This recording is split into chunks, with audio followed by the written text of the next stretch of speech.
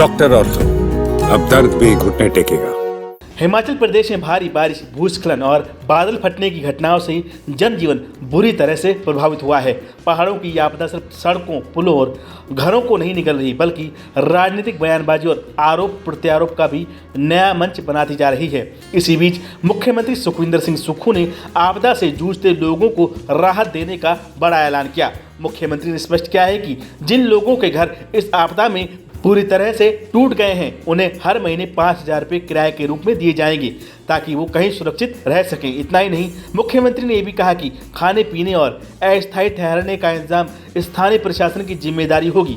उन्होंने ये भी कहा कि जल्द ही कैबिनेट बैठक में विशेष राहत पैकेज को मंजूरी दी जाएगी। सीएम सुक्खू ने आंकड़े पेश करते हुए बताया कि अभी बरसात की शुरुआत ही है और राज्य में अब तक 700 करोड़ रुपए से ज़्यादा का नुकसान हो चुका है। अब तक 69 लोग जान गंवा चुके हैं और 37 लोग लापता हैं। 280 सड़कें बंद हो चुकी हैं, 332 ट्रांसफार्मर खराब हो चुके हैं और 784 पेयजल योजनाएं प्रभावित हुई हैं। यानी राज्य में आम जनजीवन पूरी तरह से चरमराया हुआ है। मुख्यमंत्री ने कहा कि उन्होंने इस गंभीर स्थिति की जानकारी केंद्रीय गृह मंत्री अमित शाह को दी है और राज्य को मदद देने की गुजारिश की है।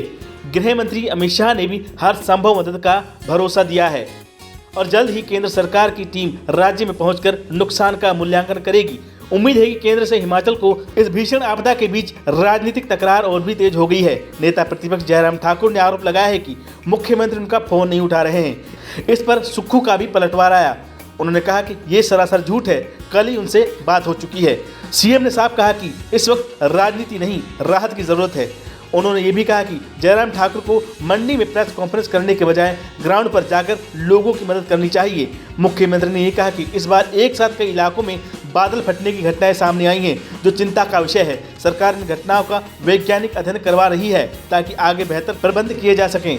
हिमाचल आज एक अभूतपूर्व संकट का सामना कर रहा है। सरकार राहत देने की कोशिश में जुटी है, लेकिन विपक्ष इस पर राजनीति का तड़का लगा रहा है। ऐसे वक्त में जनता को तत्कालीन मदद, पारदर्शिता और तेजी से काम चाहिए। राजनीतिक दलों को ये समझना होगा कि जनता को नेता नहीं, राहत चाहिए। फीता काटने और बयान देने से हालात नहीं सुधरेंगे, ग्राउंड पर काम करने से हालातों में सुधार होगा।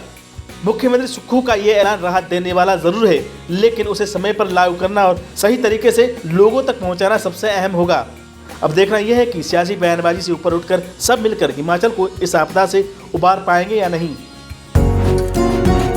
डॉक्टर ऑर्थो, अब दर्द भी घुटने टेकेगा।